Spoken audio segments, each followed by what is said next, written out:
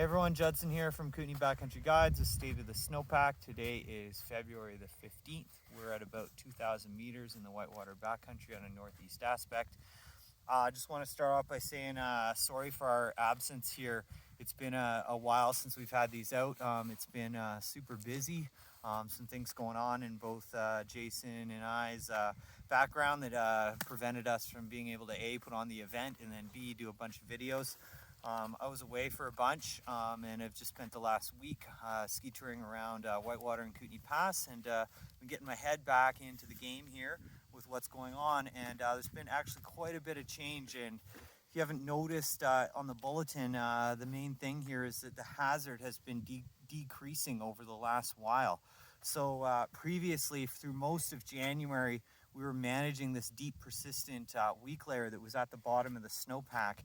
And they've since at Avalanche Canada and us, we're just not seeing avalanches on that layer during periods of not a lot of change in the snowpack. So right now, Avalanche Canada is calling it moderate in the alpine, low at tree line, and low below tree line, with the only issue being wind slabs in the alpine. This is pretty consistent with what myself and my guides have been finding in the backcountry here.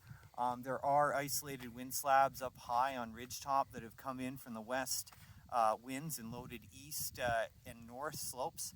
Other than that, we're not really finding a lot of issues in the snowpack, and that's an awesome thing. We got a bluebird sky out here right now, and the last spell of skiing's been absolutely fantastic. I'll give you a little bit of a breakdown on what's going on. So February 7th, we had a storm, and mid-storm, there was a little freezing rain event, so you can actually feel it anytime you're out in the backcountry around Whitewater. I don't find this layer at Kootenay Pass, but around Whitewater, it's a really thin freezing rain crust layer, and that layer in sheltered locations is down about 15 to 20 centimeters, depending on where you are.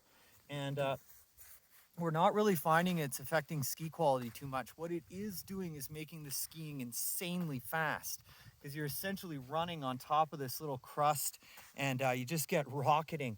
The other thing that's happened is when you get to ridgetop, you'll see that the wind has blown off the snow down to the crust. So that crust is exposed on pretty much all windward slopes at tree line and above. So that's a good marker for us.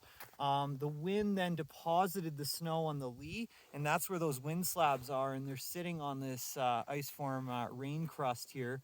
And in a lot of places, yeah, it's exposed. We were just in the alpine on east aspects. The winds had scoured and created variable wind effect, and in places you felt the crust on the surface. It wasn't really affecting skiing too much. The next layer that we get down to is this January 21st or 22nd surface hoar. And we were talking about those layers earlier, about a week or so ago. They were in the bulletin. They've since been removed. And so there's the January 21st, the January 15th, and 4th. These are all surface hoar layers that are anywhere between 50 and 100 centimeters deep.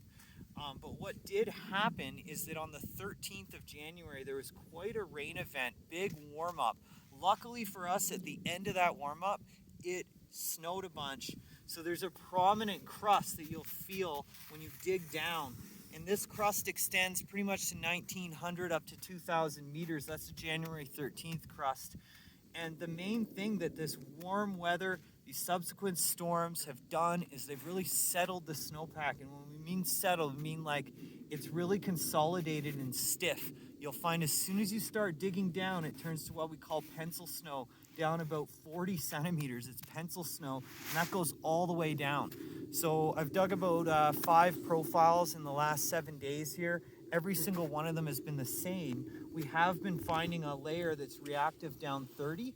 It's not really producing any avalanches. Then the next layer is down on the 21st. We are getting the odd test result on that on compression test, but nothing in the extended column test. And then I've only had one isolated result on a lower surface hoar layer. Other than that, there's been nothing.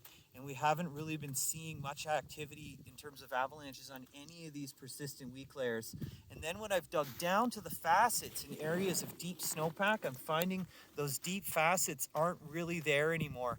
They've all kind of rounded, bonded, and we're not really having much of a concern with those deep layers, that November crust surface hoar and facet layer. It's disappearing in the fat snowpack areas. I still am questioning shallow rocky areas and keeping away from them where that layer still might be a problem. But other than that, I'm seeing a really healthy, strong snowpack, and that's great. It's the first time in the season I've seen that. The skiing out here is absolutely fabulous. We've had a great week here of skiing, and go on, get out there and have a great time. Respect these layers, look for them, dig down, check for them, look for that wind slab, and then any new snow that comes is going to land on a layer of surface hoar. So that's the next layer that we're going to be worrying about, is whatever lands on this surface right now, because there's some pretty big surface hoar out and about. Right on. Thanks, everyone.